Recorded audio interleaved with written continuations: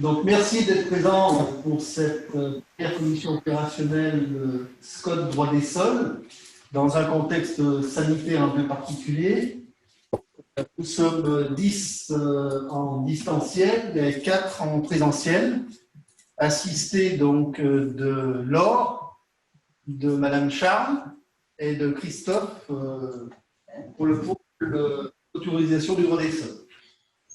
Voilà, donc ce que je vous propose dans un premier temps, Bernard Braghini, je ne sais pas s'il est en distanciel. Il devait nous rejoindre, mais il a peut-être Non. il va le faire. Il doit nous rejoindre. Bernard devra nous rejoindre. Ce que je vous propose, c'est de faire un petit tour de table. Cette première réunion, c'est l'occasion de se connaître, puisque avec cette crise sanitaire, les conditions ont mis du temps à se mettre en place. Donc je vous propose qu'on fasse un tour de table et que chacun se présente et par la même occasion dise pourquoi il a choisi cette commission et quelles sont les attentes de chacun. Allons-y. Allez, Christian Ocaz, maire de Versailles, vice-président de l'agglomération, chef des RH et finances. Donc, j'ai participé au premier SCOT, notamment au niveau d'Isère, du syndicat à l'époque. Donc, je pense que c'est intéressant de poursuivre également ces travaux d'urbanisme. Madame Bandiera, aussi. Alors, moi, je suis adjointe à la bâtie, et notamment à l'urbanisme, donc c'est pour ça que le SCOT m'intéresse au plus haut point. Si vous avez des attentes particulières de cette commission et des interrogations, on va le voir en tout cas. Donc, on va voir les interrogations au fur et à mesure. D'accord.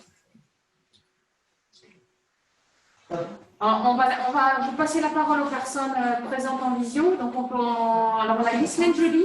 Vous devez mettre votre caméra si vous le souhaitez, comme ça permettra de faire connaissance. Oui, alors attendez voir. Je ne sais pas trop faire, donc la caméra elle doit être sur mon écran. Vous me voyez? Non, pas encore. Il faut en bas à gauche de votre écran, si je ne me trompe. Ah oui, mais j'ai l'écran et ça ne marche pas. J'ai déjà essayé une autre visio où on ne me voyait pas. Bon, ben c'est pas grave. C'est pas grave. On vous laisse, tout le monde entend Madame Joly? Donc moi, Oui, je suis maire à Saint-Nicolas-la-Chapelle. Donc je suis intéressée par le SCOT parce qu'au niveau de l'urbanisme, je pense que c'est important par rapport au PLU pour la cohérence entre le PLU, le SCOT. Après, je suis nouvelle maire, donc voilà, j'ai tout à apprendre. Mais comme je suis intéressée par l'urbanisme, je pense que ça va avec, le SCOT va avec les PLU. Ok, très bien. Ensuite, on a Christian Esconfond. Bonjour Christian. Bonjour. Vous m'entendez là, c'est bon? Oui. Voilà. Donc, Christian Escoffon, je suis premier adjoint à la mairie de Couesnos. Dans le mandat précédent, j'étais dans les deux commissions droit des sols et SCOT, puisque c'était deux commissions différentes lors du précédent mandat. C'est pareil, hein, l'urbanisme est un point important sur les communes, et puis je dirais par mon ancienne profession, j'ai pas mal de connaissances là-dessus. Et je siège toujours au comité UTN du département pour les dossiers départementaux des UTN. En tant que CCI de Savoie.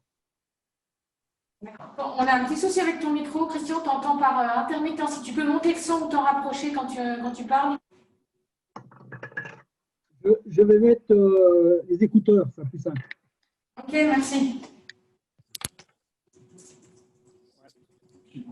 Voilà, donc là j'ai les écouteurs, c'est bon, vous m'entendez? C'est mieux, c'est mieux. On t'a compris, mais c'était fluctuant. Voilà. Ce sera mieux pour la prochaine intervention. Ok. Ensuite, on a Michel. Oui. Bonsoir, moi c'est Michel Bugueschi, je représente la commune de Saint-Mittal. Pour moi c'est tout nouveau, c'est mon premier mandat, donc je découvre. Voilà, j'espère que je vais apprendre plein de choses. Voilà. Vous êtes dans la commission urbanisme de la commune?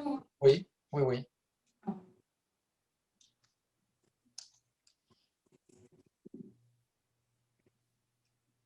Ensuite, Patrick.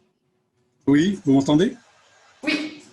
Bonjour à tous. Bien, moi, je suis Patrick Grandchamp, donc je suis en charge de l'urbanisme à la commune de Tournon.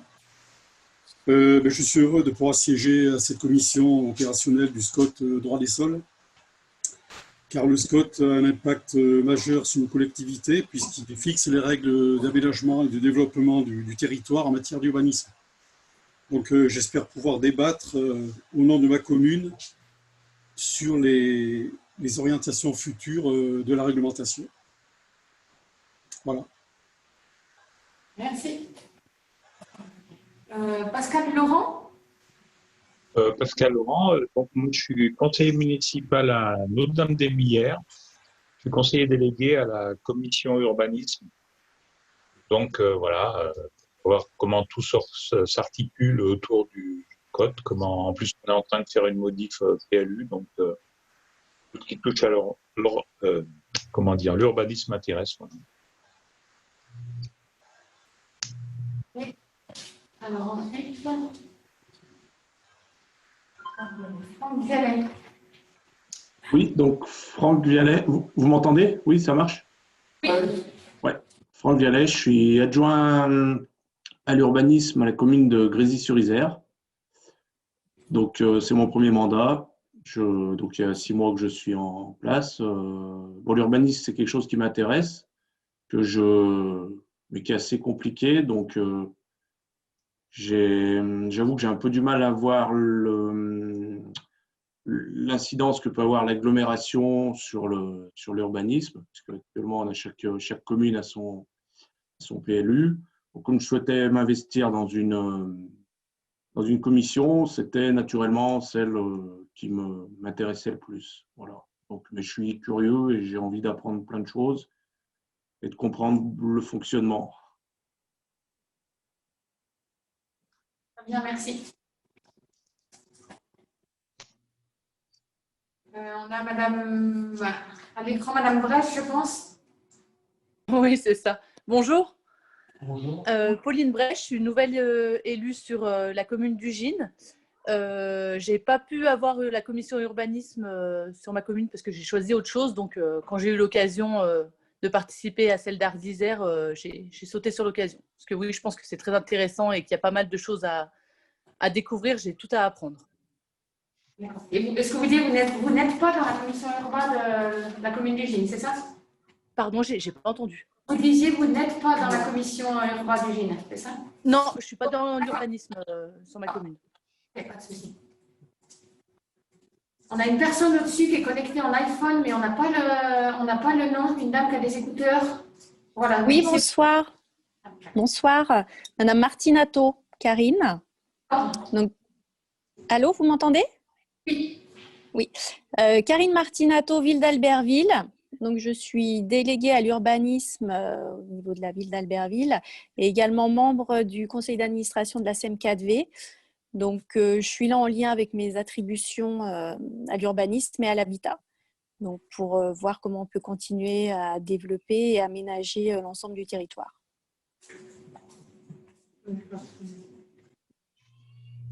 Allô? Oui, oui, très bien. Oui, parce que ça coupe, hein, ça coupe tout le temps, donc je ne sais pas si vous m'entendez. Si, nous, je vous entends très bien. On doit avoir Alain Mosselin, mais qui n'a pas son micro. Alain, il faudrait que vous allumiez votre micro.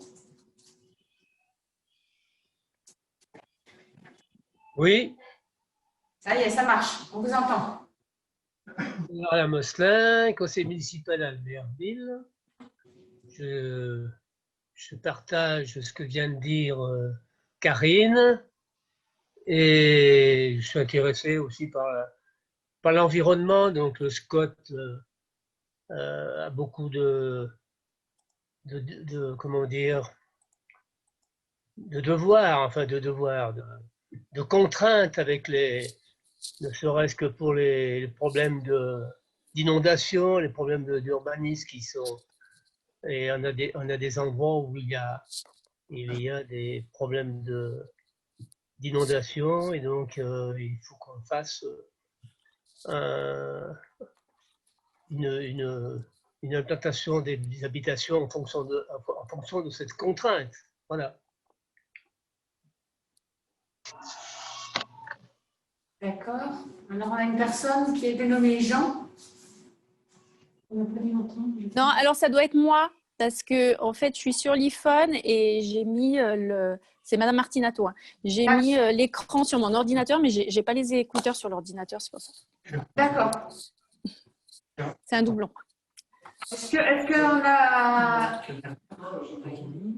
Ah, Bernard, oui, pardon. Est-ce qu'il y a des personnes qui sont en visio qui ne se seraient pas exprimées? A priori, non, puisqu'on est... Donc, il y a Bernard Braghini qui nous a rejoint. Donc, ça, Bernard, du coup, on te laisse te présenter. Oui, Bernard Braghini, je viens de la commune d'Auclus. Je suis le délégué communautaire de cette commune.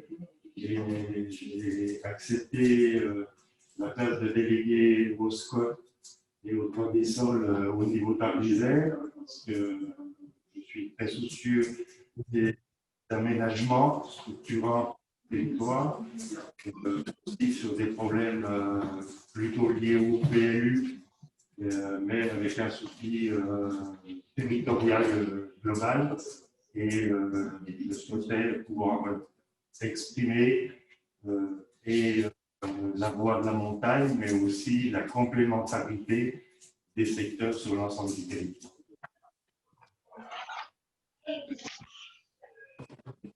Oui.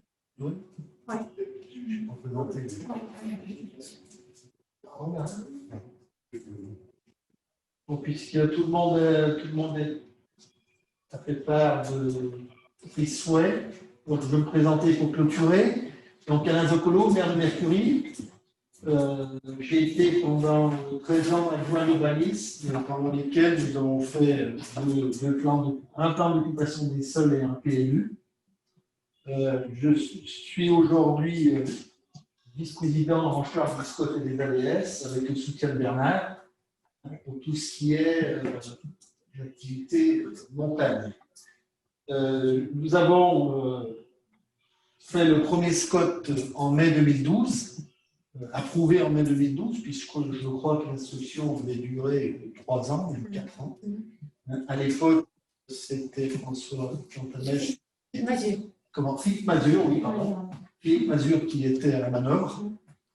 Donc aujourd'hui, mon souhait, première chose, c'est de travailler ensemble, et surtout en adéquation avec les règles qui nous sont dictées par l'État, et puis de penser ensemble aussi à l'aménagement de nos territoires, en prenant en compte les spécificités de chaque commune, de chaque territoire, bien évidemment, en sachant que les spécificités ne sont pas les mêmes d'un territoire de montagne et d'un territoire de plaine, mais il faut savoir aussi que tout ça, on sera très encarté. C'est très réglementaire, un SCOT c'est très réglementaire, et Laure nous en dira peut-être plus déjà tout à l'heure par rapport aux évolutions d'un SCOT aujourd'hui et d'un SCOT de 2012. Voilà.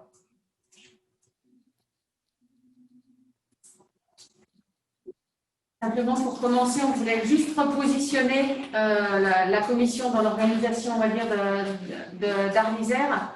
Donc sans rentrer dans le détail, hein, la commission donc SCOT, droit des sols, est celle qu'on a cerclée de rouge, donc qui se trouve dans l'un des 3 piliers, on va les appeler comme ça, de la gouvernance Arlisère, donc environnement et transition énergétique. Donc le SCOT a été positionné hein, dans ce grand axe de l'agglomération énergie-climat, plan climat, déchets, mobilité ou assainissement. Voilà, les 2 autres piliers que vous voyez peut-être pas forcément, je ne sais pas si vous voyez bien votre écran. Si, normalement, vous voyez nettement à distance.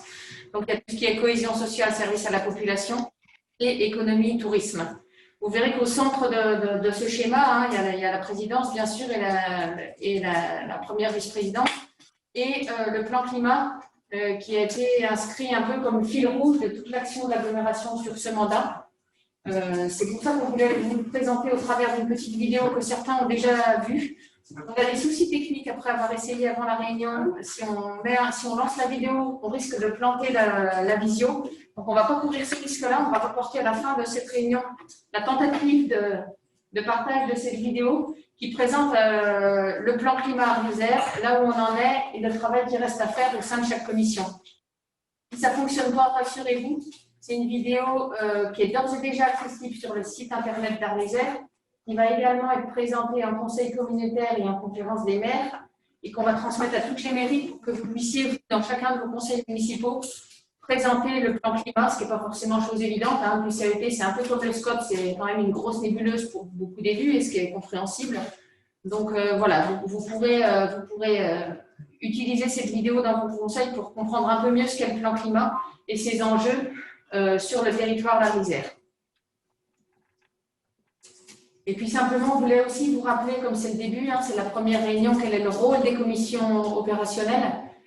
Voilà, il a un rôle d'information et d'implication des élus, d'apport, de contribution des uns et des autres au sujet. Hein, voilà, c'est pas le bureau exécutif. Le bureau exécutif prend les décisions, mais sur la base des travaux des commissions. Donc, votre rôle dans cette commission, c'est d'enrichir la vision. Alors, on parle du SPOT, il y a aussi le pôle instructeur, hein, on va y venir par la suite, d'enrichir le travail fait par Arles-Isère sur ces sujets-là, d'apporter vos contributions, la vision de terrain, et de préparer les décisions qui ensuite sont soumises au bureau exécutif, puis au conseil communautaire. Donc, voilà, la commission opérationnelle n'est pas une instance de décision, mais je pense que vous le savez, mais par contre a un rôle essentiel à jouer en termes de contribution et de proposition à l'exécutif. Alain, je ne sais pas si tu veux compléter par rapport à ça, ou Bernard, allez-y. Hein. Je pense qu'effectivement, il est bon de rappeler que le SCOT, comme l'a fait Alain, il y avait des implications légales, et notamment dans ces implications légales, c'est de faire appliquer un certain nombre de textes. Et effectivement, on est parti, semble-t-il, pour une révision du SCOT, et effectivement, ça va être le mettre en adéquation avec ce plan climat, qui est, comme vient de le rappeler Laure, un fil rouge directeur de globalement toutes les actions qui vont être engagées sur Arles-Isère. Donc le SCOT, forcément, devait se mettre en conformité. Et puis, il y a des nouveaux textes de loi aussi qui sont apparus. Donc, il faut effectivement harmoniser ce document qui est, comme ça a été souligné, un document qui quand même trace les pistes de développement du territoire et le mettre en harmonie avec ce plan climat qui va être je dirais, le fil rouge, on l'a dit, directeur dans certaines actions, mais aussi, je pense, la participation de la commission, elle va être essentielle pour bien adapter justement ces répercussions, ces adaptations, les choix qui ont été faits à nos particularités globales du territoire, mais aussi de nos petits, de nos micro-territoires que sont nos communes ou nos vallées. Alors, dans l'entrefaite, je vois qu'il y a Raymond Combas de Caisse qui nous a rejoint. Raymond, on a fait un petit tour de table, si on peut dire. En fait, chacun a pu donner son nom et puis dire pourquoi il s'était inscrit à cette commission, quelles étaient ses attentes. Donc, on te laisse la parole pour finir le tour de table. Merci, excusez-moi parce que j'étais en visio aussi sur les zones économiques, là, vient de terminer à l'instant. D'accord. Justement, il y a un lien avec le SCOT, naturellement. Bon, on en parlera. Moi, ma motivation, en fait, j'ai voulu travailler dans cette commission du SCOT parce que j'ai travaillé sur le nouveau PLU de ma commune et c'est là où je me suis imprégné de tous les enjeux. Et c'est vrai que les PLU, à la tête, il y a un SCOT et il y a des choses, je pense, à modifier, enfin, ou voir autrement les choses. Parce que je suis aussi beaucoup dans le développement durable.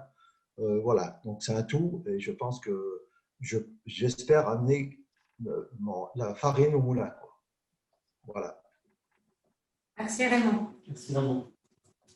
Donc voilà, on voulait à ce moment de la réunion vous présenter la vidéo. Comme je vous le disais, on va attendre un peu pour être sûr de ne pas planter le système et on testera en fin de réunion, mais vous l'avez bien compris, plan climat, mais on va y revenir par la suite, et Scott, mais toute l'action de l'agglo vont être intimement liées. C'est pour ça qu'on a voulu faire cette vulgarisation, on va dire, du sujet plan climat à tous les élus au travers de cette petite vidéo. Mais on y reviendra, rassurez-vous. Cette première réunion, en fait, un objectif est de vous faire un état des lieux parce qu'on voit bien qu'il y a beaucoup de nouveaux élus, donc on comprend que ce n'est pas forcément simple de se mettre dans les sujets. Donc, de vous faire un peu un état des lieux sur les sujets SCOT et ADS traités par l'agglo. Donc, on va être pour cette première réunion dans un mode un peu descendant, mais l'idée vraiment des commissions et de celle-ci en particulier, c'est vraiment qu'on soit dans la co-construction et on vous fera des propositions par la suite en ce sens. Donc, pour commencer, n'hésitez pas à interrompre, vous avez le droit de parler même à distance, à nous dire quand vous voulez, quand le propos n'est pas clair ou vous avez des interrogations. Je vais laisser la parole à Christophe dans un premier temps. Donc, Christophe, qui est le responsable du pôle autorisation du droit des sols, il va vous en faire la présentation succincte du fonctionnement du pôle et des questions que l'on aura à trancher sur ce mandat.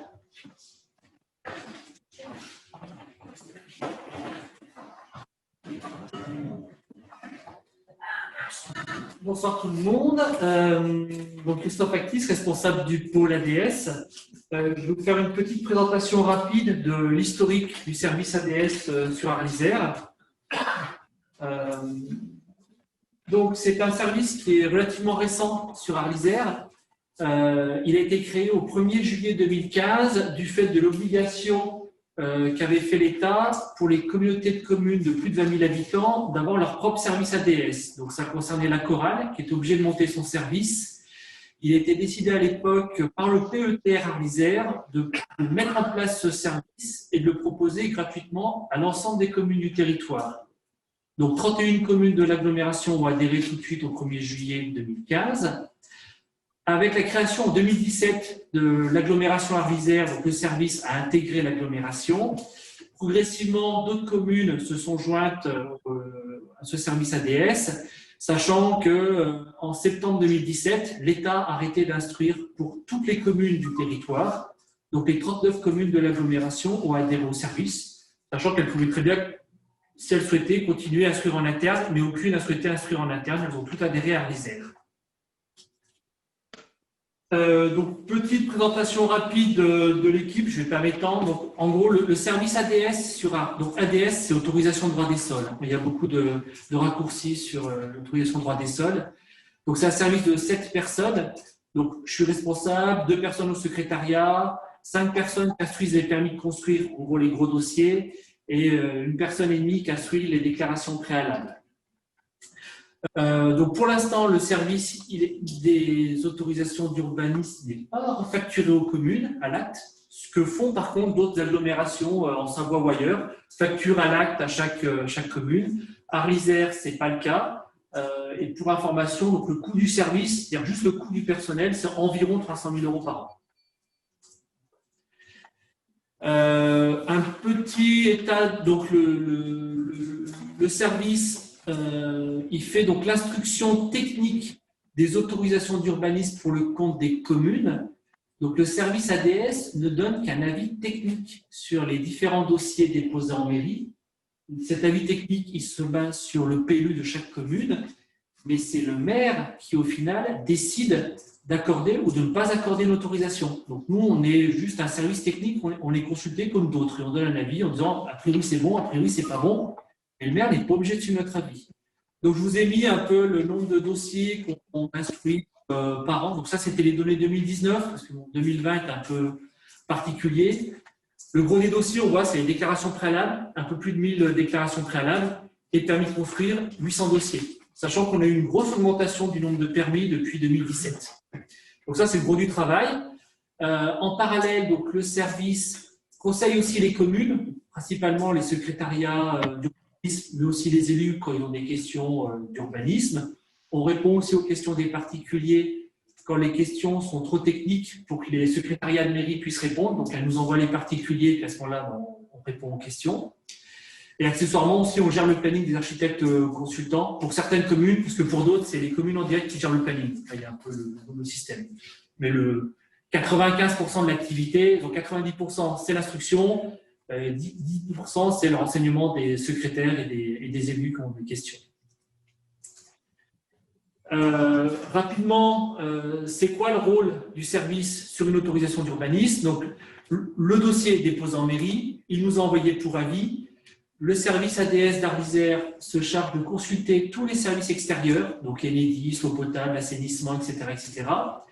Vérifie que les dossiers donc les dossiers déposés de permis soient complets. S'ils ne sont pas complets, on écrit au particulier pour dire les pièces qui manquent. Et en fin d'instruction, une fois qu'on a récupéré l'avis de tous les services extérieurs, qu'on a regardé le projet par rapport à la règle du PLU, on fait une proposition à la commune, un arrêté en proposition favorable ou défavorable avec les motifs du refus. Donc les élus, des fois, reviennent vers nous pour discuter pourquoi est-ce qu'on a fait un défavorable. Donc on explique les points dans le PLU qui bloquent sur le dossier. Et puis à la fin, on envoie les dossiers à la DDT qui gère la fiscalité, c'est-à-dire les taxes d'urbanisme, taxes d'aménagement. Voilà. Donc là, je le redis, les communes restent seules compétentes en matière d'autorisation d'urbanisme. C'est le maire ou l'adjoint, hein, s'il y a délégation, qui signe les autorisations. Ce n'est pas nous qui signons, nous, on ne fait qu'un avis technique. Donc là, j'ai fini pour l'historique, rapidement. Au niveau des enjeux dans le futur, donc, sur lesquels la commission devra certainement travailler l'année 2021, sur le service ADS, un des gros enjeux, ça va être la dématérialisation des autorisations d'urbanisme et la SVE. Donc, SVE, c'est saisie par voie électronique. Donc, c'est une loi qu'a pris l'État.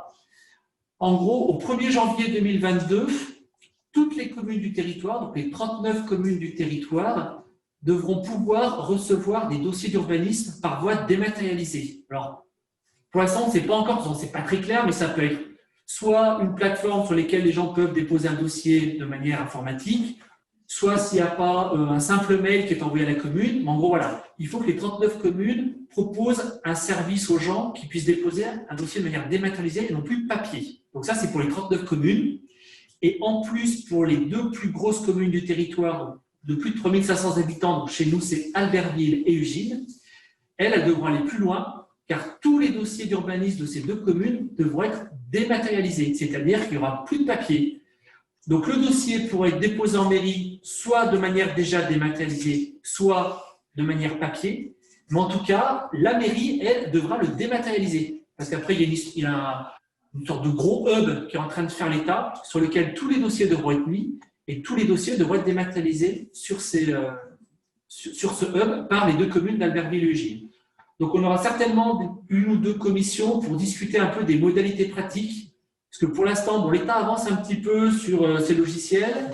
Il y a plein d'interrogations qu'on a. On ne sait pas tout comment ça va fonctionner. Notre fournisseur de logiciels attend aussi des informations. Donc, on avance un peu en marchant. Donc, on devra en savoir un peu plus d'ici la fin de l'année, mais surtout au cours du premier semestre 2021. J'ai un peu d'avance. Voilà, moi j'ai fini pour la présentation, c'était un peu rapide. Est-ce que quelqu'un a des questions? Est-ce que quelque chose n'était pas très clair? Est-ce que quelqu'un a une question particulière sur… Sinon on passe à la suite. Est-ce que vous avez des questions pour le service ADS? Non. J'ai une petite question sur le… Est-ce qu'on aura un compte rendu où on aura les diapos, on pourra les avoir après? Bien sûr, oui. Tout est mis en ligne sur l'extranet à l'issue de la réunion. Alors, peut-être pas ce soir. Hein. Oui, bien sûr. Et le PowerPoint et le compte-rendu sont mis sur l'extranet. D'accord, très bien, merci. Bon, dans ce cas-là, s'il n'y a rien d'autre sur l'ADS, on va passer au SCOT. Et je passe la main alors.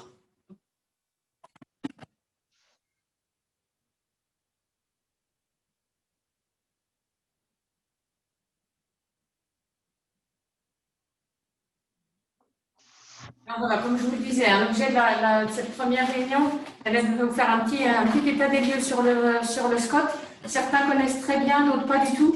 Donc c'est important qu'on ait le même niveau de connaissance et on souhaitait vraiment prendre le temps sur cette réunion de répondre à toutes les questions. Il n'y a pas de questions bêtes. quand on découvre le sujet du SCOT qui est quand même pas évident. Voilà. Donc n'hésitez pas pareil à me couper, à poser une question, que ce soit directement au micro ou par le chat de Zoom. Attendez, on a Françoise Viguet-Carin qui nous rejoint.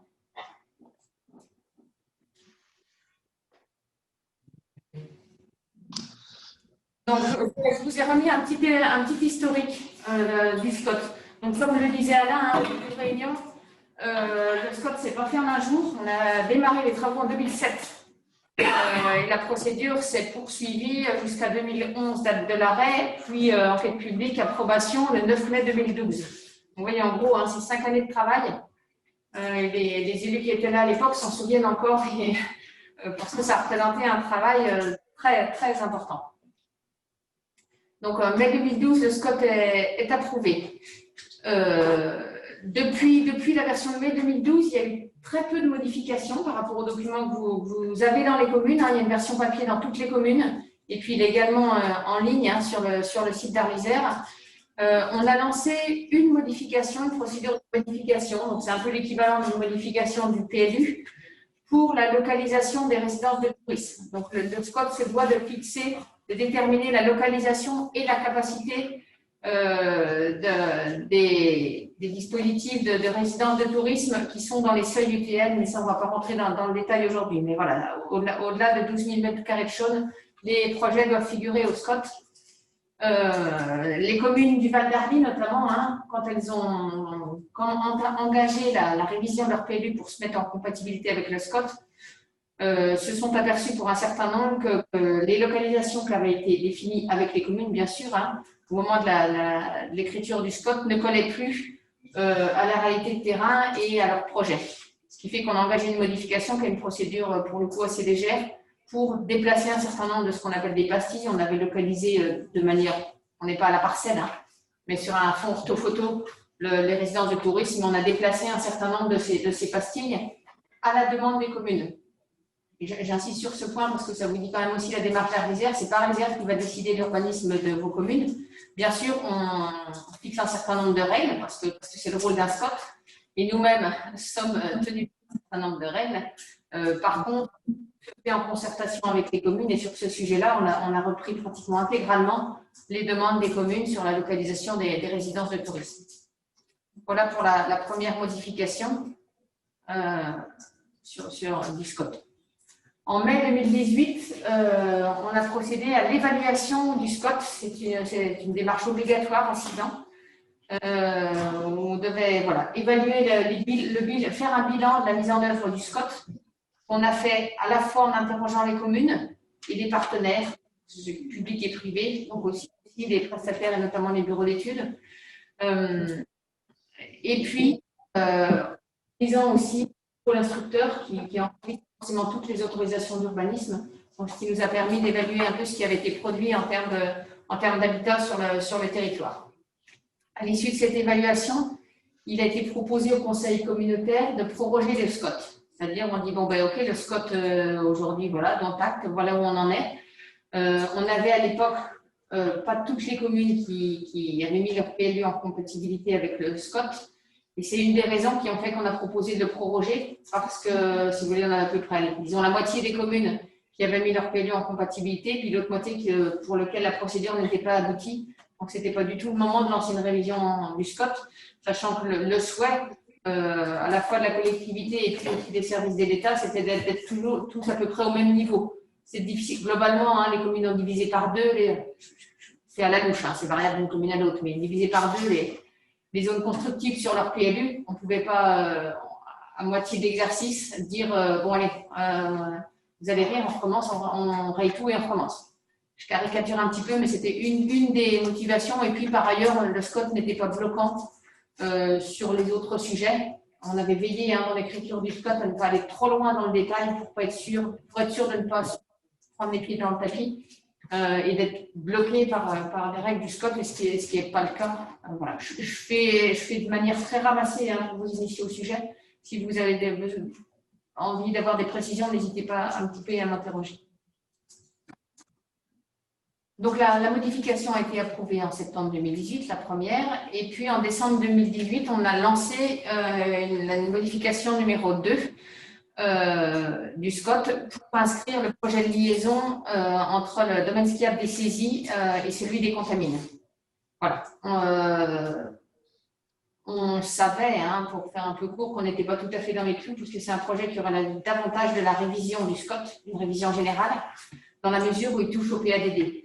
Pour un SCOT, c'est un peu comme pour un PLU. Si on touche au PADD, donc au projet d'aménagement et de développement durable du document, on se doit de lancer une procédure de révision. Ce que vous voyez dans vos PLU est valable pour le SCOT. Il n'y a pas de procédure de révision allégée pour les SCOT, il n'y a que 2 procédures, modification, révision générale. À la suite de ça, le préfet nous a fait un recours gracieux pour nous indiquer que le choix de la procédure n'était pas le bon, qu'il convenait de passer en révision. On est passé au recours contentieux puisqu'on n'a pas retiré notre délibération de lancement de modification. Néanmoins, pour essayer de trouver une solution, une issue, on va dire, à ce différend avec les services de l'État, on a prescrit la révision du SCOT en octobre 2019 pour expliquer au préfet que bien sûr il y avait une révision qui était en perspective, mais qu'on aurait souhaité pouvoir avancer sur le projet des saisies indépendamment du calendrier de la révision du SCOT qui ne va pas se faire en un jour comme on le disait, et pour ne pas bloquer l'avancement du projet des saisies. Simplement, le préfet assez récemment nous a indiqué qu'il maintenait son déféré au motif que ce n'est pas parce qu'on a prescrit une révision du SCOT qu'on va l'amener à son terme, ce qui est vrai. Donc voilà, on a maintenu notre posture, voilà, on est accompagné d'un juriste, d'une avocate sur ce sujet-là, on essaie actuellement de rechercher une autre solution juridique pour essayer d'avancer parallèlement l'inscription du projet des saisies dans le SCOT et la révision générale qui, alors je vous avais remis la délibération, mais je n'ose pas la mettre de peur de faire sauter la vision, on vous la mettra avec le compte-rendu. Les livres de prescription, elle est bien au-delà du projet des saisies puisqu'elle explique les sujets sur lesquels il faudrait qu'on revienne, sur lesquels les communes souhaitent que l'on revienne, mais ça, on va voir par la suite dans la présentation. Est-ce que c'est clair sur cet historique? Est-ce que vous avez des questions ou des remarques?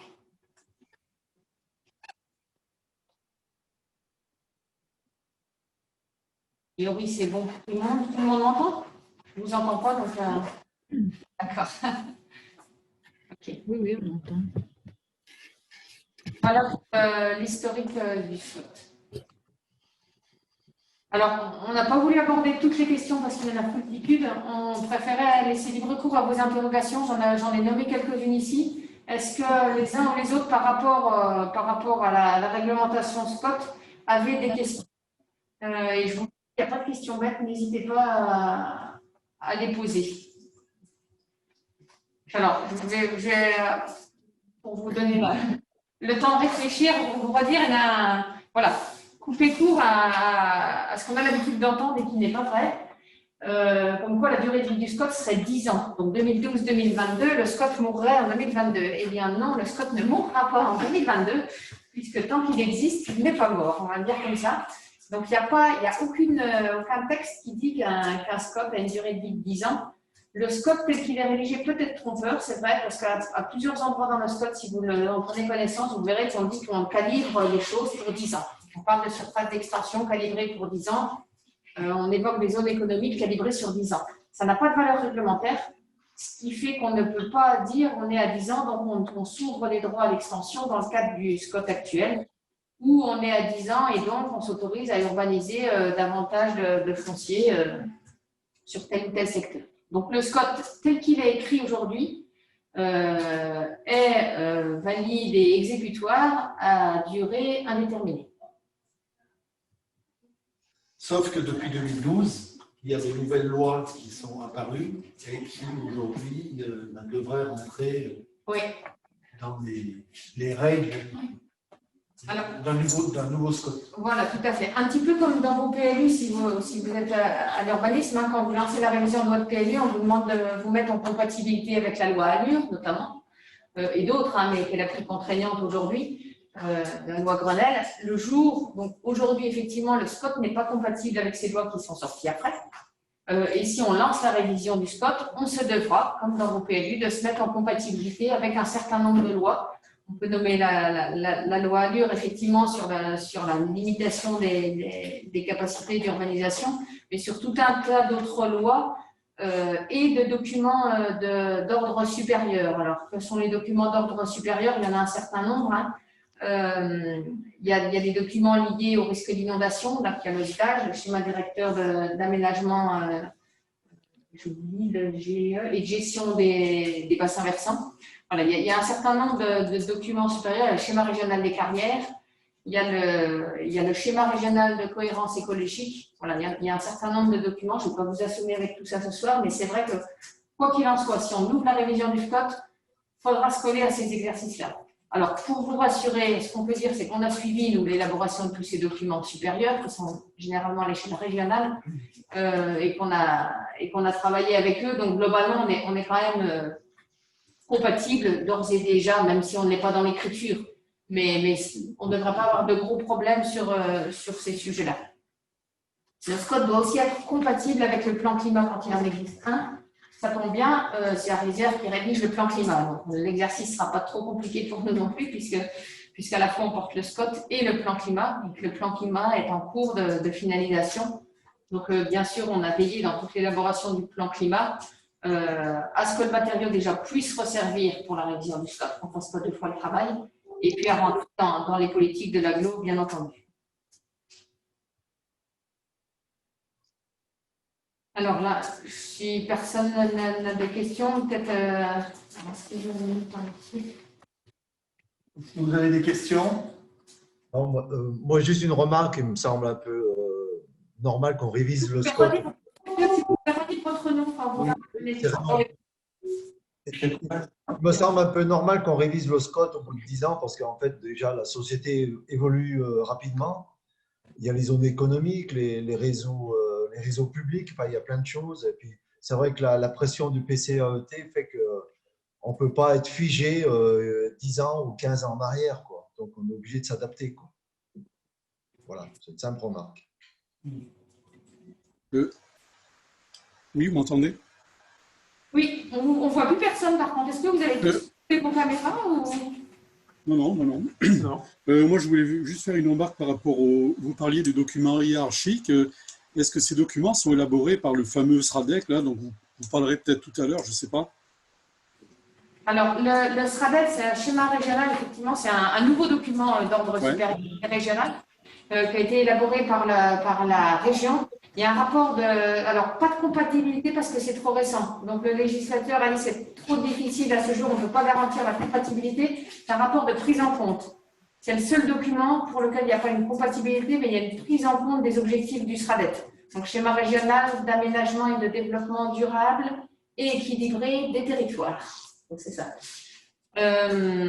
C'est un schéma qui donne des grandes orientations régionales sur un certain nombre de sujets, effectivement liés beaucoup à la mobilité, à l'habitat, à la production de l'habitat, aux enjeux environnementaux. Là encore, c'est de la prise en compte. Donc, on devra prendre en compte ces orientations qui sont d'un niveau supérieur. Là encore, on a suivi, les services ont suivi l'élaboration de ce schéma. Il n'y a pas, voilà, c'est pas une révolution par rapport à ce qu'on fait actuellement et on n'aura pas trop de difficultés à prendre en compte le schéma régional, le SRADEC. Dans les grandes lignes, qu'est-ce qu'il va changer par rapport au SCOT d'aujourd'hui? Peut-être que vous allez l'aborder un peu plus tard.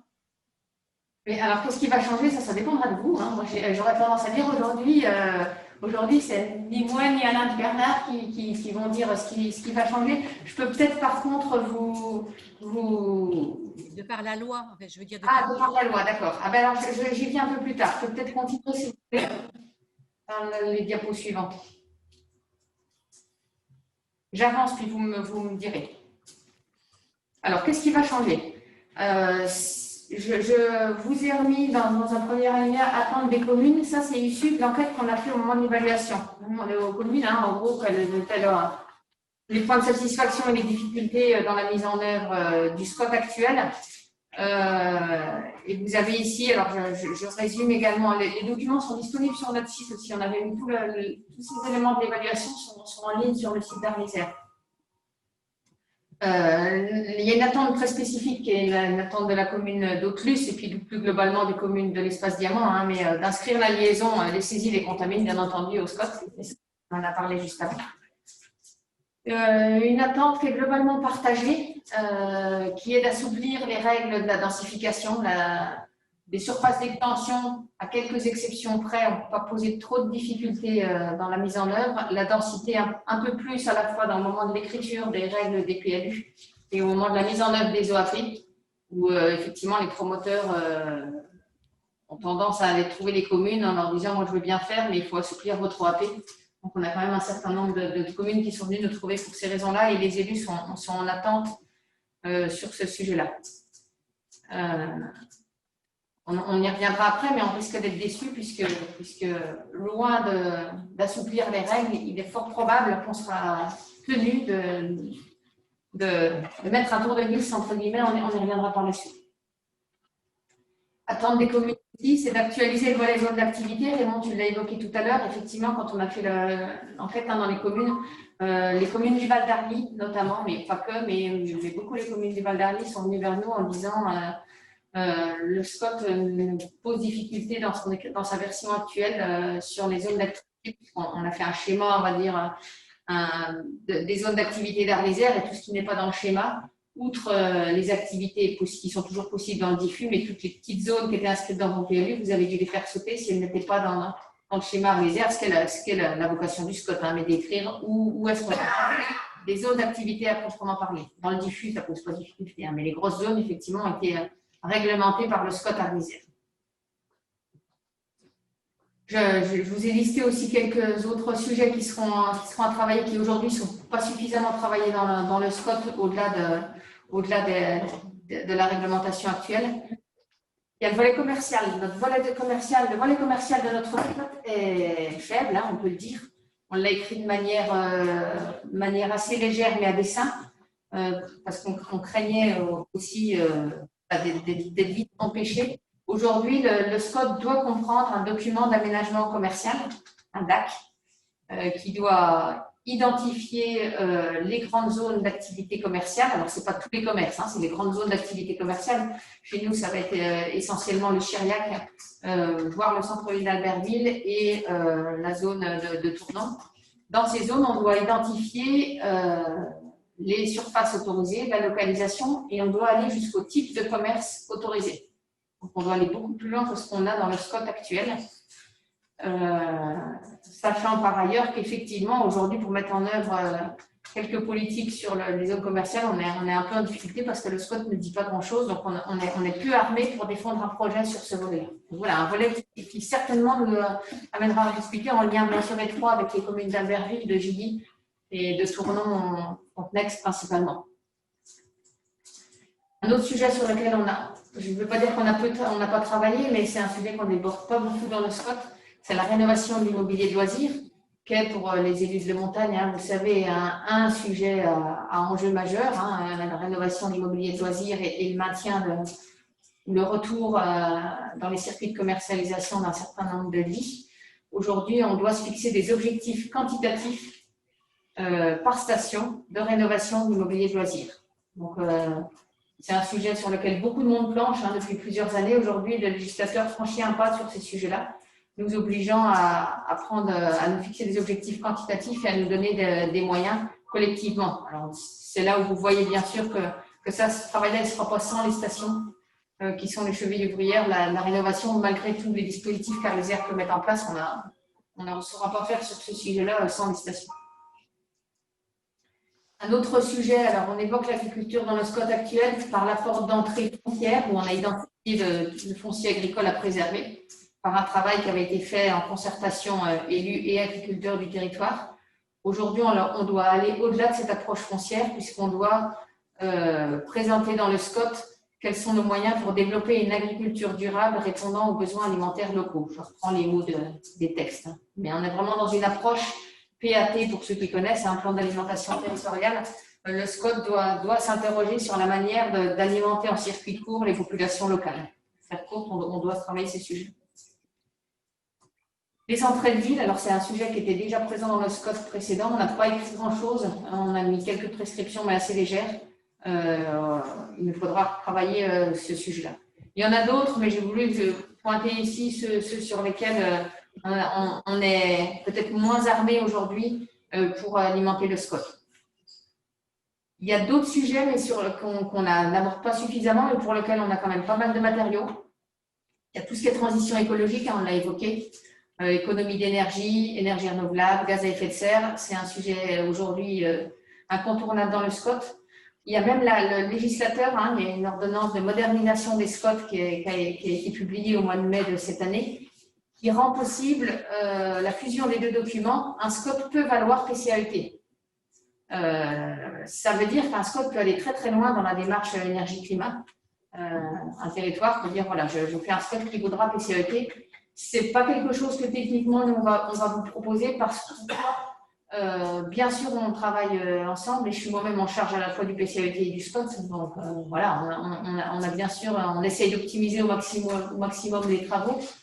Néanmoins, le PCAET aujourd'hui, on est pratiquement sur la fin hein, de l'élaboration, puisqu'on devrait soumettre en fin d'année ou tout début d'année prochaine le programme d'action conseil communautaire. Donc, on ne peut pas se permettre de retarder le calendrier du PCAET au niveau du SCOT, parce qu'on prendrait tout de suite 3-4 ans dans la vue, et vu les enjeux énergie-climat, on ne peut pas se permettre de dire attendons 3-4 ans pour mettre en œuvre le PCAET. Donc, je vous propose de séparer les deux procédures. Je parle bien procédure, tout en étant bien sûr dans la même philosophie et les mêmes objectifs. Autre sujet sur lequel il faudra qu'on soit plus précis, c'est tout ce qui concerne les mobilités. Mais aujourd'hui, Arlésienne a lancé quand même un schéma directeur de son action en matière de mobilité, travaille actuellement sur un schéma directeur vélo. Donc voilà, il y a pas mal de matériaux et d'études et les élus sont beaucoup impliqués sur ces sujets-là, donc on a quand même pas mal de choses. Le numérique, on le fera en lien avec les dispositifs actuels et les politiques départementales qui aujourd'hui sont en œuvre hein, sur la fibre et sur la couverture en téléphonie mobile. La politique eau-assainissement qu'on a pu intégrer dans le SCOT précédent. Voilà. Aujourd'hui, on a la compétence, il y a un certain nombre d'études qui ont été menées par l'AGLO sur ces sujets-là. Donc voilà, d'autres sujets sur lesquels on est un peu faible au niveau du SCOT. La grosse chance et la grosse force de notre SCOT, c'est qu'on a une communauté d'agglomération qui est sur le périmètre du SCOT. C'est loin d'être le cas en France. Hein. Souvent, les SCOT sont à cheval sur plusieurs intercommunalités, plusieurs agglos, plusieurs communautés de communes. C'est plus compliqué, effectivement, forcément, pour la mise en œuvre. Aujourd'hui, le périmètre de l'agglo, c'est le périmètre du SCOT. Donc, voilà, les règles qu'on édictera, pour la plupart, c'est nous-mêmes qui les mettrons en œuvre sur les politiques intercommunales. Donc, ça facilite quand même beaucoup le travail. Je trouve, d'élaboration ou de révision du SCOT. Et puis, c'est le meilleur pour la fin, l'objectif de zéro artificialisation nette, le ZAN, on n'a pas fini de parler du ZAN, je pense, une directive nationale hein, qui a été donnée au préfet à la fin de l'année dernière, sur lesquelles le législateur planche fortement, il y a des groupes ministériels qui sont en place sur ce sujet-là. On pense qu'il y a une loi qui va sortir. L'objectif, c'est que chacun des territoires de France travaille à la zéro artificialisation nette de son territoire. Je pense que le terme se suffit de lui-même. C'est-à-dire qu'il faudra, dans nos documents d'urbanisme et de planification, démontrer qu'on n'artificialise pas les sols. Alors, je ne sais pas vous dire encore comment prochainement, hein, je participerai à un webinaire sur ce sujet-là. Aujourd'hui, il n'y a pas de règle de mise en œuvre, mais sachez que c'est la ligne directrice de l'État là-dessus, donc inévitablement, elle s'appliquera à nous dans la révision du SCOT. Donc, effectivement, on reverra les règles hein, sur la densification, qu'est-ce qu'on appelle densification ou pas, comment on met en œuvre la densité, la limitation de l'extension. On changera peut-être les règles, mais desserrer les taux, pour faire être honnête avec vous, et les élus leur diront, c'est un leurre. Le SCOT n'ira pas dans ce sens-là, ne pourra pas aller dans ce sens-là, quoi que veuillent les élus ou pas d'ailleurs. Hein, mais c'est aujourd'hui impossible de desserrer les taux sur l'urbanisation.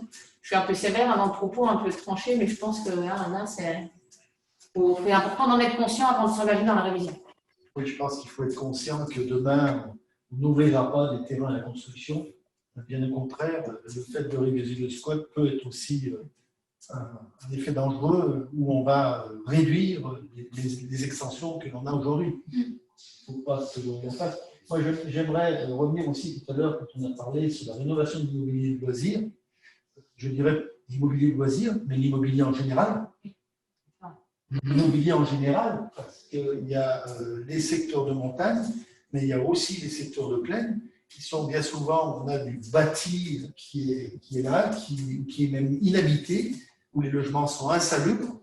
Aujourd'hui, là, je pense qu'il y a du terrain à récupérer pour créer du logement demain, en mettant en place peut-être des procédures pour que la rénovation du bâti ancien, faciliter la rénovation du bâti ancien, tous les sujets attractifs à 1 euro l'isolation, on s'aperçoit que tout le monde ne peut pas en bénéficier et qu'on n'avance pas forcément. Il y a peut-être aussi des choses à voir avec les services de l'État sur le sujet. Alors, c'est vrai que j'avais pointé la rénovation de l'immobilier de loisirs parce qu'on a, pour le coup, l'AGLO n'a pratiquement pas travaillé sur ces sujets-là, sur la rénovation de l'immobilier qui est un vrai enjeu. Tu as complètement raison, Alain, hein, énergétiquement, on a un très gros enjeu là-dessus. On a déjà initié un certain nombre de choses dans le cadre du guichet Habitat, du dispositif Rénov Habitat, de l'accompagnement donc des ménages sur la réhabilitation énergétique de leur bâti. Et puis, il y a aussi le programme local de l'habitat qui est alors, Arlysère a mené pour le compte des anciennes communautés de communes plusieurs dispositifs de programmes locaux de l'habitat. Aujourd'hui, on est en train d'élaborer un PLH à l'échelle de l'AGLO. Donc, on aura le matériau sur à la fois les besoins en termes de production de logements sociaux et de rénovation. Donc, on va se doter à la fois d'objectifs quantitatifs là-dessus et d'outils financiers avec des systèmes d'aide qui va nous falloir mettre en place. Donc, ça, c'est quelque chose qui est en cours d'élaboration. C'est Christine Ouvrier-Buffet chez nous qui suit tout le volet habitat, qui est en charge de ce dossier-là. Alors, le PLH, c'est plus opérationnel, c'est à 6 ans, contrairement au SCOT. Théoriquement, le PLH doit être compatible avec le SCOT. Nous, c'est pareil, comme c'est nous qui faisons les deux, on essaye d'imbriquer au mieux les deux dispositifs. J'espère que ce n'est pas trop jargonneux pour les néophytes. N'hésitez pas à le dire. Ouais, c'est vraiment.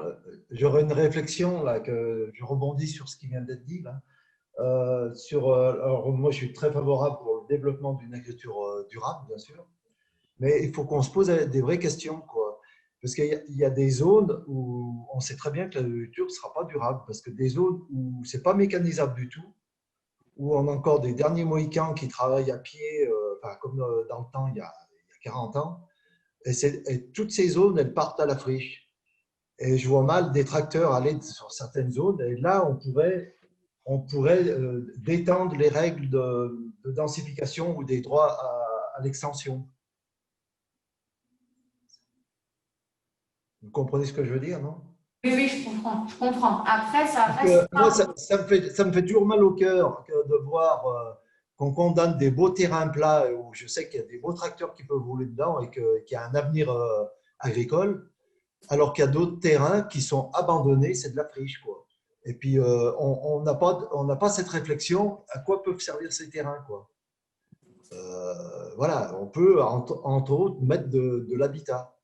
Et pour revenir sur les zones économiques, c'est pareil. Les zones commerciales, je ne comprends pas qu'on construise, qu'on mette des parkings au même niveau que les commerces.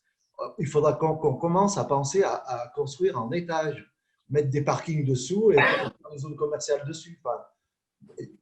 Tout ça pour consommer moins de terrain, bien sûr. Et là, je comprends que les zones économiques, il faut du terrain plat, malheureusement. Ça, je comprends. Voilà. Après, je pense qu'il faut qu'on réfléchisse à ça. Typiquement, les parkings en silo, dans le SCOT les époque, mais il n'a pas érigé ça en prescription, en obligation sur les zones commerciales. Le SCOT pourrait dire obligation dans toutes les zones commerciales de faire du parking en silo. On n'était pas allé jusque-là en 2012, ce n'était pas la même non plus. Hein.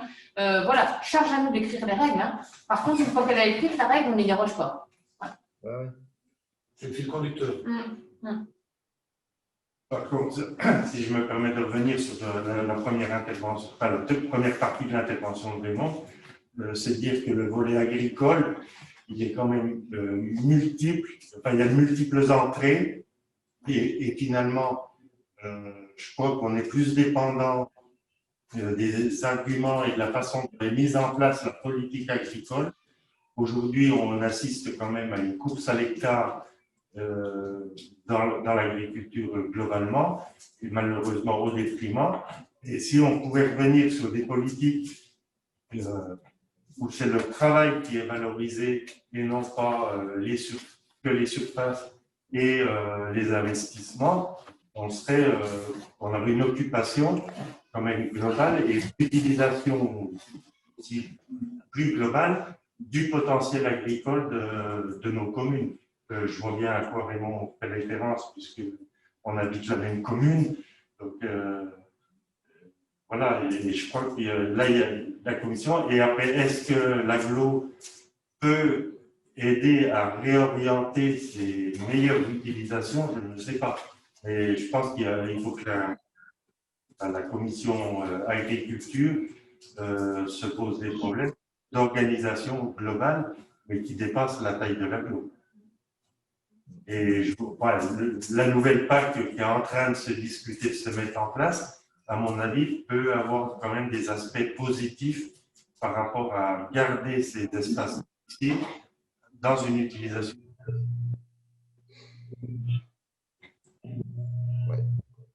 Mais c'est la remarque sur les plats et l'utilisation des conflits d'usage finalement sur les parties plates. Je partage complètement ton avis. Non, mais enfin, moi l'avenir m'inquiète, hein, je vous le dis. Hein. Déjà, question climat, mais ça, on ne va pas aborder ça. Mais quand on sera à 11 milliards et qu'on commence à prendre des terrains agricoles pour faire de l'énergie, des biocarburants, eh ben, il y en a d'autres qui vont crever la faim. Et puis, on continue à gaspiller nos belles terres agricoles. Voilà. Moi, c'est… Non, mais je partage le constat avec toi, vraiment. Et je dis aussi quand même que malheureusement, on est un peu petit face aux problèmes. Et après, ce n'est pas pour dire qu'il faut rien faire. Hein. Oui, bien sûr. Nous, on ne jouera que sur la marge du problème. Mais enfin, regardez dans vos communes des cartes postales il y a 20 ans, 30 ans, 50 ans en arrière. Regardez comment c'était travaillé la terre. Tout est délaissé à des endroits. Et on n'est pas capable de valoriser ces surfaces pour faire autre chose. On va prendre des belles surfaces qui sont à fort potentiel agricole où on peut travailler avec des moyens modernes. Parce que l'homme moderne ne veut plus se peiner à la tâche. Il ne veut plus prendre une faux, une râteau. Et un râteau, il veut un tracteur de 120 chevaux. Voilà. On en est là et voilà. C'est des vraies questions de fond. Je ne sais pas vers où on va. Ben, moi, je pense que c'est plus le cas actuellement. Je trouve que les communes, elles font un effort maintenant. Autant il y a quelques années, on construisait, oui, n'importe où parce que c'était facile. Maintenant, je pense qu'on regarde ce côté-là quand même. Je trouve qu'on fait plus attention qu'avant. Oui. Mais après, c'est quelque chose à prendre en compte maintenant. Évidemment que c'est à prendre en compte. Quand je vois les parkings de géants, c'est de la place perdue, c'est sûr. Mais je ne suis pas sûre qu'on pourrait faire un parking souterrain à cet endroit-là parce que je ne sais pas si ce n'est pas en zone inondable par là-bas. Après, évidemment que des terrains plats comme ça, oui, c'est dommage d'avoir perdu ça. Mais je pense qu'à l'époque, il fallait construire et qu'il nous fallait des grandes surfaces parce que c'était la mode, c'était comme ça et qu'on n'a peut-être pas réfléchi à tout, quoi. Mais les lotissements, l'habitat plat où les promoteurs sont bien contents parce que ça ne coûte pas cher à urbaniser, on peut faire des mêmes habitats sur des coteaux, je regrette. Et on vit très bien sur des coteaux. L'habitat, il s'intègre très bien sur des coteaux où actuellement il y en a plein où c'est de la friche, quoi. Voilà, c'est un constat. Sur l'agriculture de proximité, Arnisère a aujourd'hui une mission. Il y a une personne, Dorothée Meyer, qui travaille sur ces sujets-là. Voilà, sachant que c'est un vrai enjeu de territoire. La dernière crise sanitaire a peut-être appuyé sur ces faits-là aussi. Donc voilà, il y a une vraie réflexion. Alors l'agglo ne pourra pas tout faire, hein, mais pour essayer à la fois d'implanter, de maintenir et de développer la production agricole et notamment maraîchère en circuit court, mais pas que. Donc, on ne résoudra pas tout. Hein. Il y a des choses effectivement qui nous dépassent, des politiques nationales. Voilà. Quelqu'un d'autre souhaite intervenir?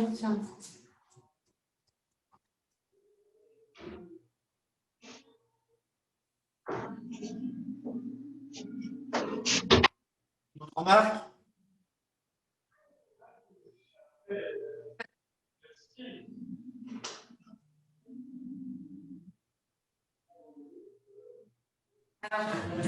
On a commencé à réfléchir, au-delà du contenu, on y reviendra, mais on disait que sur cette première réunion, c'était peut-être pas le lieu.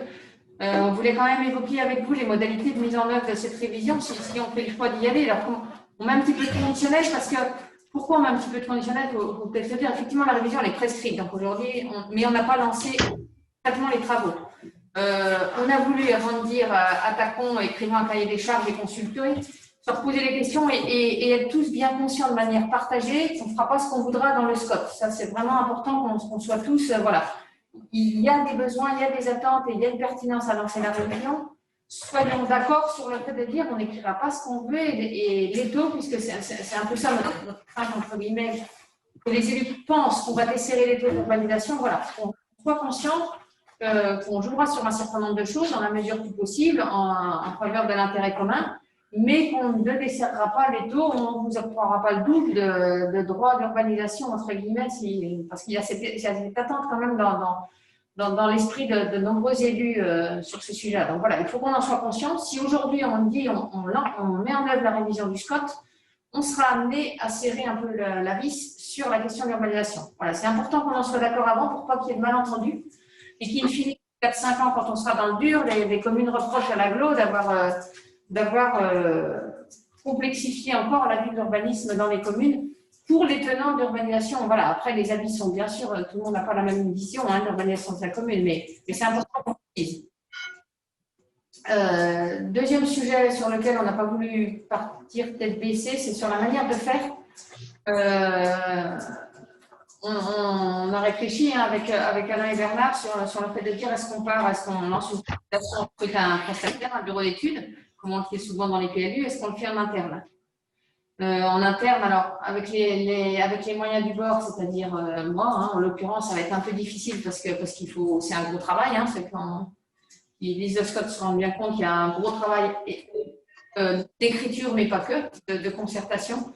Donc, la possibilité qu'on a, après avoir contacté, on est dans la Fédération nationale des SCOT et j'ai échangé avec des collègues qui ont fait en interne, ce serait de recruter quelqu'un, donc une compétence en urbanisme et un peu d'expérience, pas quelqu'un qui sort tout frais moulu de l'école, ça semble un peu compliqué pour un projet comme celui-là, mais de le faire en interne avec bien sûr moi-même, mais aussi un urbaniste et puis des collègues sur chacun des sujets, donc sur l'habitat, sur les mobilités.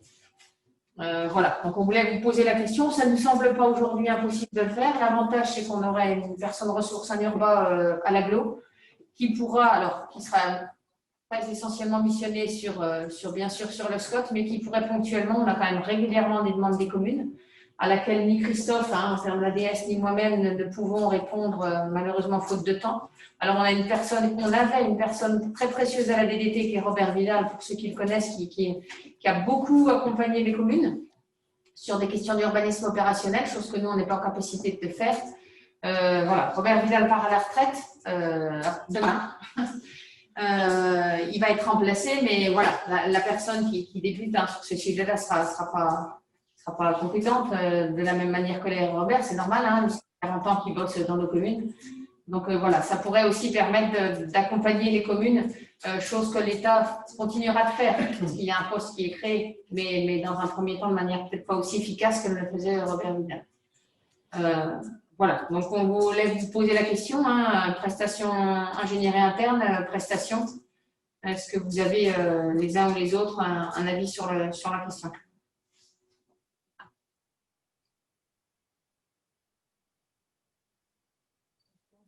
Chose, vous pouvez être là et faire part de vos connaissances de terrain. Je pense que vous êtes certainement au plus près des élus, du territoire, des demandes, des attentes de chacun. Moi, il me semble, je sais pas.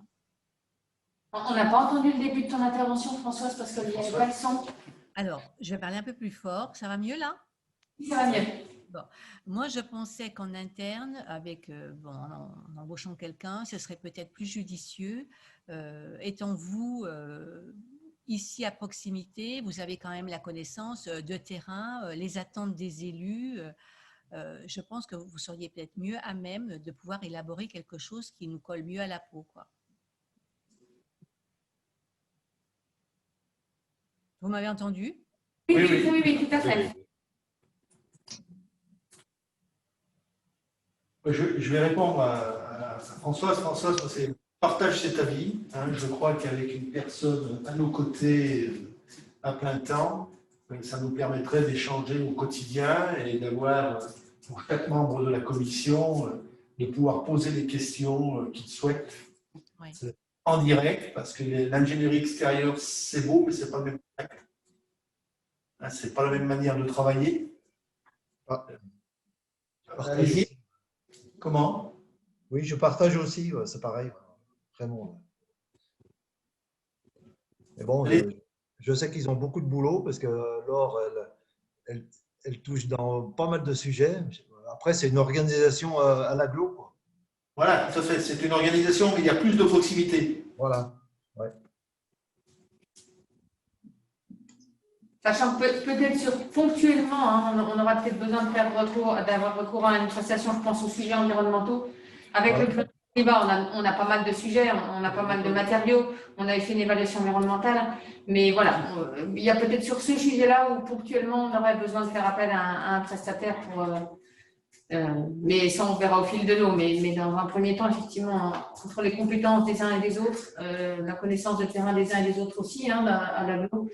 On se sent arrivé. On ne vous aurait pas dit la même chose en 2010, parce qu'on découvrait ce qu'était un SCOT. Aujourd'hui, avec l'expérience qu'on a, on pense que ça doit être jouable.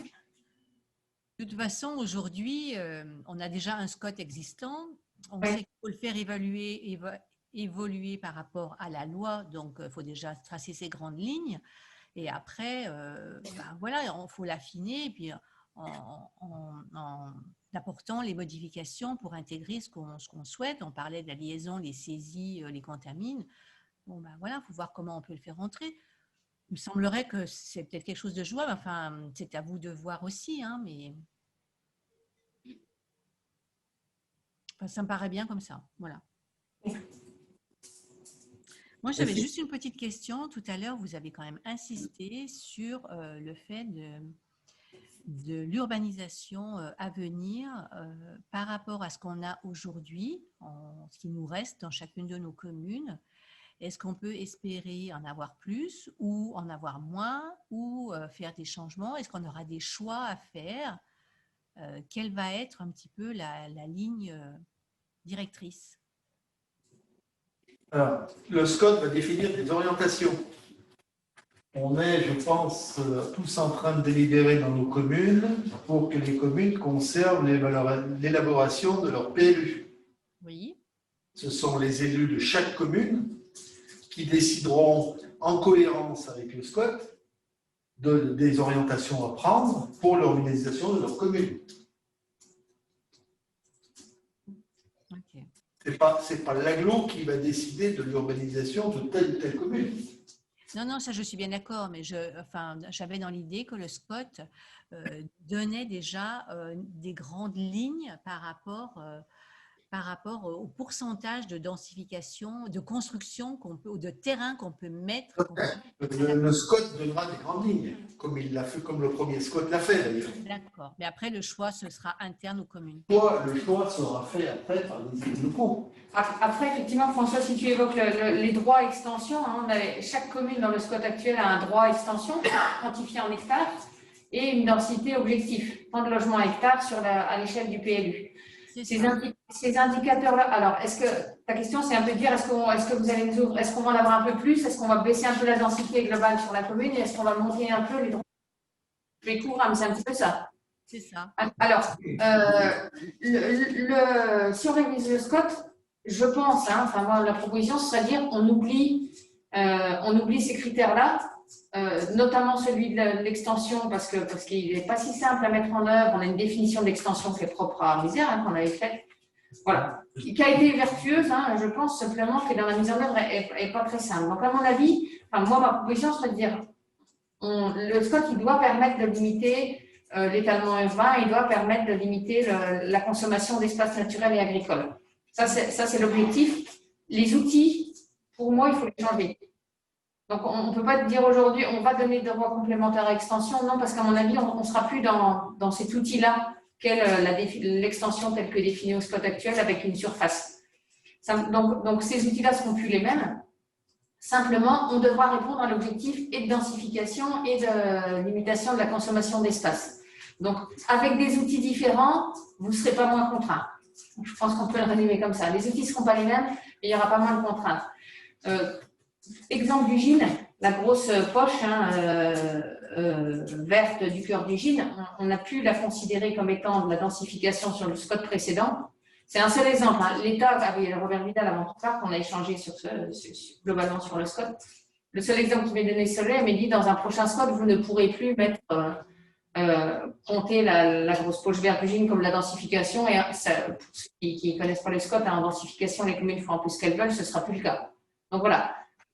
Les outils ne seront pas les mêmes, l'objectif ne sera pas diminué. Je ne sais pas si ça répond à ta question, Françoise. Ça veut dire qu'il faudra faire des choix.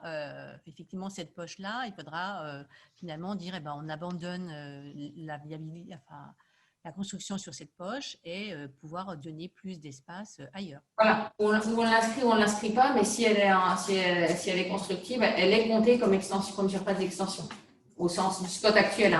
Mais voilà, ce qui veut dire qu'on ne sera plus dans une surface d'extension avec la définition d'extension que l'on s'était donnée, parce qu'on en changera très certainement, mais des règles, alors ça reste des orientations, mais on sera quand même obligé de territorialiser un petit peu, il y en aura d'autres. Il y en aura d'autres, charge à nous de les définir. Aujourd'hui, on a l'expérience, on a 10 ans de retour sur le SCOT précédent, donc on sera plus critique sur les fins. Charge à nous de les inventer, les outils. Mais voilà, ayant la pratique du SCOT, on écrira peut-être les choses différemment, certainement, sûrement. Ok. Après, je me permettrai de dire aussi, parce que je suis dans la révision du PLU de la commune, et je pense que les règles qui aujourd'hui sont clairement édictées de réduction d'empreinte de nouvelles surfaces agricoles ou naturelles, elles ne peuvent qu'être renforcées sur l'avenir. Et ça, ça ne découle pas forcément du SCOT, mais ça dépend de lois nationales qui s'imposent à nous au niveau du SCOT, au niveau de nos PLU. Et je pense que les difficultés ne vont pas aller à son niveau. C'est certain. On l'a dit bien des fois dans les révisions de PLU des communes, SCOT ou pas SCOT, aujourd'hui, vous avez la loi Allure qui s'impose à vous et le SCOT en rajoute finalement pas tellement par rapport à la loi Allure. Après, charge à nous dans un prochain SCOT de dire on va être très vertueux et on met la barre très haute. Après, voilà, il faut que ce soit viable et vivable pour tout le monde. Le problème, ça va être la compatibilité des objectifs. C'est-à-dire qu'on ne peut pas dire d'un côté on construit et on préserve des espaces agricoles et naturels. Donc, on est en permanence dans l'arbitrage et en plus, la loi au-dessus nous aide à pencher du bon côté. Moi, je résumerai les choses comme ça. Oui, complètement. Peut-être la nuance par rapport au SCOT, tel qu'il est écrit aujourd'hui, le SCOT il visait une croissance démographique de 13% sur 10 ans, ce qui fait 1,3% de croissance démographique en moyenne sur le territoire par an. Aujourd'hui, on va dire aujourd'hui, en 2018, quand on a fait l'évaluation, on n'est pas à 1,3% par an, on est à 0,45% par an de croissance démographique. Ce qui veut dire qu'on va devoir quand même calibrer un peu l'urbanisation. Nos partenaires ne manqueront pas de nous dire si on inscrit une ambition démographique telle qu'on l'avait écrite, qu'on n'est pas réaliste et qu'il nous faut revoir notre ambition démographique à la baisse parce que la réalité n'est pas celle-là. Ce n'est pas le SCOT qui a empêché l'urbanisation, je pense qu'il faut être clair là-dessus, on s'en est bien aperçu, c'est plein d'autres facteurs. Mais voilà, on devra faire avec l'évolution de la population telle qu'elle est là. Alors bien sûr, les enjeux sont croisés, parce que si le Beaufortin perd de la population, c'est aussi parce que les gens n'arrivent pas à rester au pays. On est bien d'accord là-dessus et que le foncier coûte trop cher. Mais ceci dit, on pourra, voilà, comme dans vos PLU, un petit peu quand vous faites l'exercice, vous essayez d'être à la fois ambitieux et réaliste dans vos scénarios démographiques. On devra faire la même chose au niveau du SCOT. Donc, on peut vouloir bien sûr une croissance démographique qui est indispensable à la vie du territoire. En même temps, il faut être réaliste par rapport à ce qu'on peut espérer, ce qu'on peut attendre, compte tenu de plein de critères. Et donc, on sera forcément en deçà de ce qu'avait fixé le SCOT en 2012.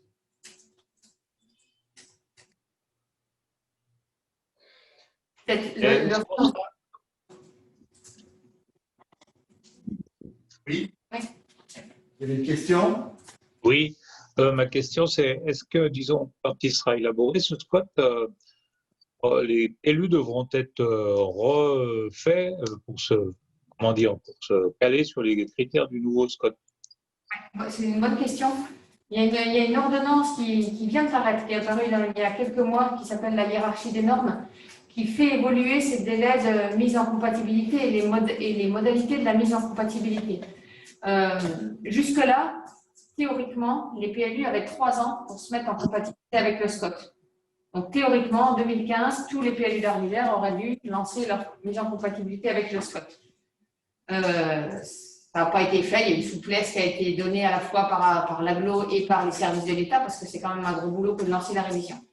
Aujourd'hui, le législateur a fait le choix d'imposer une mise en compatibilité, vous êtes assis, de 1 an. Le délai n'est plus de 3 ans, mais il est de 1 an pour se mettre en compatibilité avec un document supérieur et ce qu'on appelle une clause de revoyure tous les 3 ans. Les PLU comme les SCOT, alors ce n'est pas encore exécutoire, ce sera exécutoire au mois d'avril 2021. Tous les 3 ans, les PLU comme les SCOT devront instaurer une clause de revoyure pour se mettre en compatibilité avec de nouveaux documents supérieurs. C'est très exigeant. Et pour permettre la mise en œuvre, l'État a quand même assoupli un certain nombre de choses et du coup autorise la mise en compatibilité par procédure de modification. C'est-à-dire que le SCOT est approuvé le 31 décembre 2024. Vous avez 1 an pour mettre vos PLU en compatibilité, mais vous pouvez le faire par voie de modification et non plus de révision générale. Ah. Donc, c'est une procédure de modification sur les points du PLU nécessitant mise en compatibilité. Alors, beaucoup s'interrogent quand même là-dessus. Effectivement, c'est 1 an. Vous pouvez passer en modif. 1 an pour que la modif soit exécutoire en plus.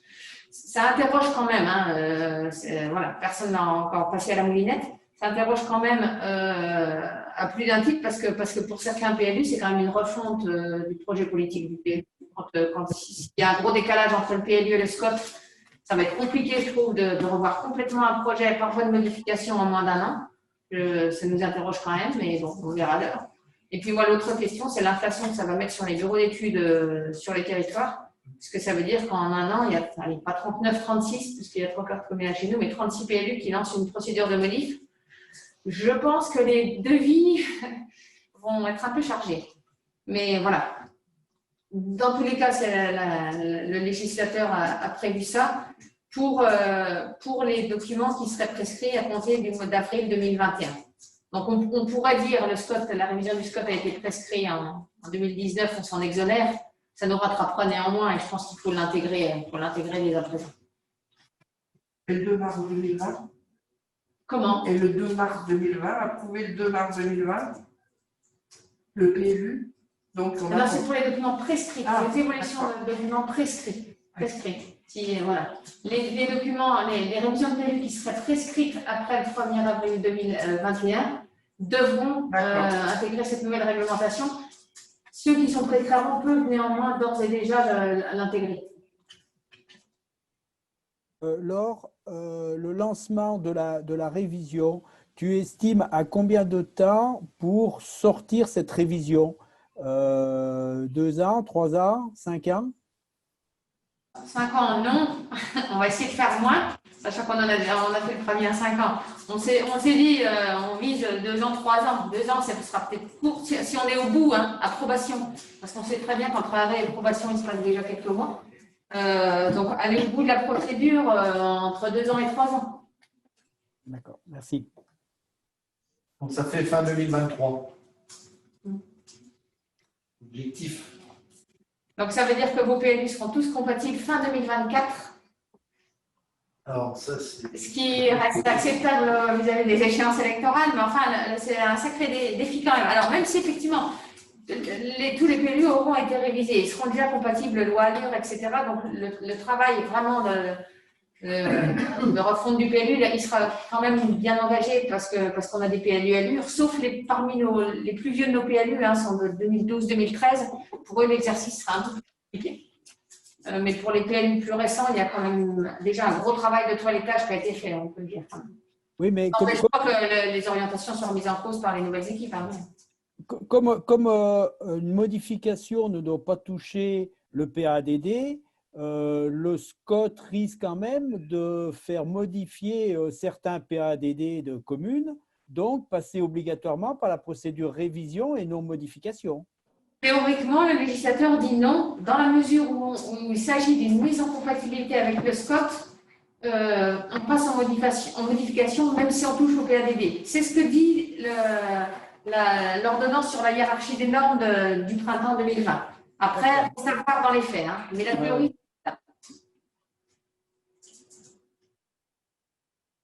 Dernier sujet, lorsque je retourne, que les élus souhaitaient évoquer, c'est les modalités de la concertation. Je vous ai remis à l'écran, peut-être que je ne sais pas si vous voyez tout le panneau, peut-être le réduire ce que dit la délibération qu'on a prise à l'automne 2019. Elle n'en dit pas trop, parce que pour ceux qui ont vécu des PLU, vous savez très bien que si on écrit les choses qu'on ne fait pas, c'est un motif pour faire casser les PLU, donc on n'en a pas trop dit. Simplement, voilà, on va pas relire, je vous laisse lire à l'écran ce qu'on a écrit dans la délibération. On voulait vous interroger sur quelles étaient vos attentes sur la manière de faire et la manière de concerter par rapport à la révision de ce SCOT.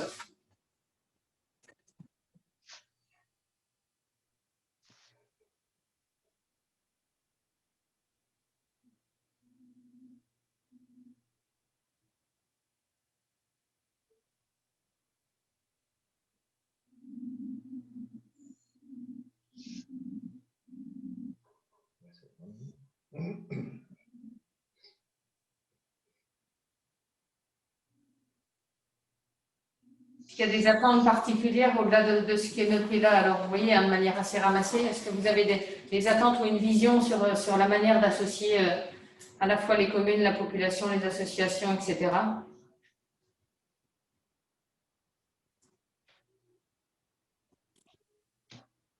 Je pense qu'il y aura un gros travail, c'est au niveau des réunions publiques.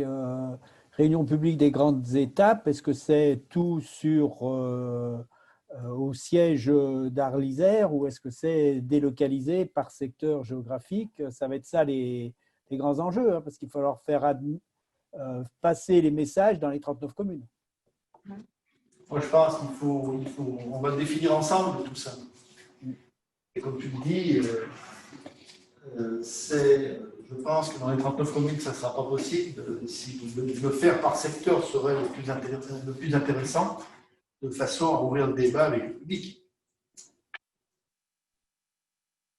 Tout à fait, mais voilà, les réunions publiques sur les PLU sont quand même des réunions importantes dans chaque secteur, hein, donc il faudra bien organiser ça. Mais je veux dire, ce qui a été écrit, c'est bien. Maintenant, c'est à nous de mettre en œuvre exactement comment on va le faire.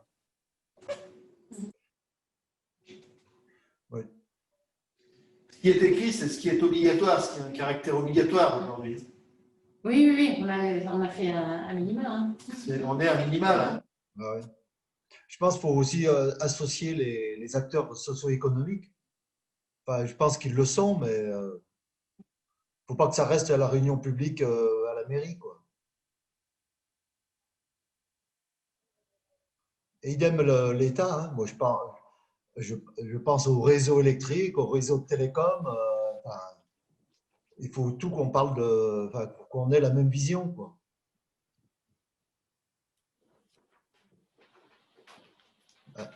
De toute façon, c'est les personnes publiques associées, ils se sont automatiquement à l'élaboration. Ils sont intégrés. Généralement, les personnes publiques associées, elles ne participent pas, elles lisent le document, et puis après, elles amènent leur… il faut qu'elles travaillent avec nous, en fait. Oui, mais on les invite, souvent on les invite, mais ils ne viennent pas, mais c'est leur problème. Hein. Mais je dirais même la Chambre d'agriculture, moi j'ai fait une révision de PLU, Chambre d'agriculture, ils ne sont jamais venus. Et par contre, ils m'ont mis des remarques derrière. Après, après, dans la démarche, je pense qu'il faut peut-être aussi présenter les enjeux et pousser, parce que je pense que je pense notamment à la Chambre d'agriculture, puisque Christian, tu viens de finir sur cette remarque.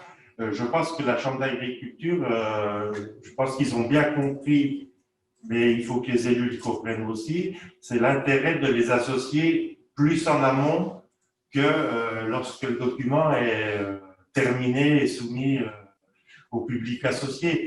Et je pense qu'aujourd'hui, ils sont plutôt demandeurs de cette association en amont.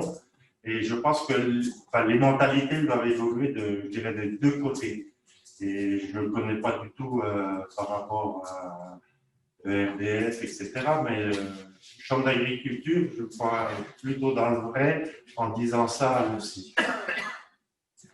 Vis-à-vis de RDS, ça sera plus compliqué.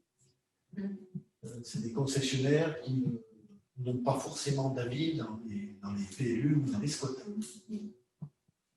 Alors, les gestionnaires de réseau, on les a un peu associés dans le PCAET, dans les démarches TPOC et autres, donc on a quelques relations avec eux, on a mouillé la chemise, Raymond qui est bien placé pour le savoir, sur le schéma régional. Voilà, donc ça peut faciliter, mais c'est vrai que sur certains sujets, malgré notre volonté d'associer, parfois on se heurte à l'absence des partenaires. La Chambre d'agriculture, sur le SCOT, je ne doute pas qu'elle sera présente.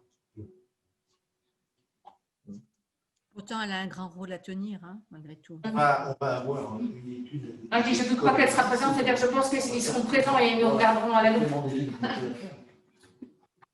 Oui, après, je crois, mais là aussi, il y a une complémentarité entre nos PLU, la révision du SCOT, puisque beaucoup de communes viennent de faire des études agricoles très récentes, et je ne sais pas si la Chambre d'agriculture peut agglomérer les choses, mais de toute façon, ils ont été pilotes de ces études communales dans 90% des cas, je crois, si ce n'est pas 100%. Donc, c'est eux qui ont la connaissance et la maîtrise des chiffres de l'agriculture de notre territoire. D'où l'intérêt aussi d'avoir une ingénierie interne pour mettre en corrélation tous ces documents. Oui, tous les documents. Et les partenaires. En plus, c'est des acteurs qu'on connaît et qui sont proches et qui travaillent déjà avec RDS. Comme ça facilitera les choses. Et c'est vrai qu'on sert souvent de courroie de transmission quand on prend des prestataires entre les prestataires et les partenaires. Hein. Mais malheureusement, c'est souvent nous qui faisons ce travail-là et qui devons répéter aux prestataires la nécessité de la mise en lien. Donc si on le fait effectivement, ça prêche aussi pour l'ingénierie interne parce qu'au moins, on ne perd pas de temps, on le fait directement.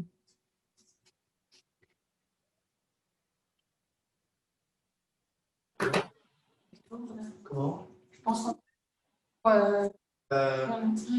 la vidéo sur PCET prochain. Ah oui. Alors, on va terminer en essayant de mettre la vidéo sur le plan climat. Si ça ne marche pas, ça clôturera la réunion. On essaie de faire une réunion avant la fin, une autre réunion avant la fin d'année. Alors, la première chose, est-ce que le mardi soir convient à tout le monde? Oui, c'est parfait. Oui. Parfait. Oui, L'horaire 18-20h convient à tout le monde? Oui. Oui. Ok. C'est bon. Donc, on reste sur le mardi. On va regarder cette. On vous proposera une date pour une prochaine réunion. Après la minute? Après la réunion avec le compte rendu, on vous proposera une date. Et puis on verra si le sujet est porté en conférence des maires aussi et en assemblée. En sachant qu'hélas, la prochaine risque toujours d'être en visio. Oui. Donc, pour l'instant, jusqu'à fin novembre. Mais on a le temps que ça soit prolongé. C'était très bien. Merci pour votre travail. Et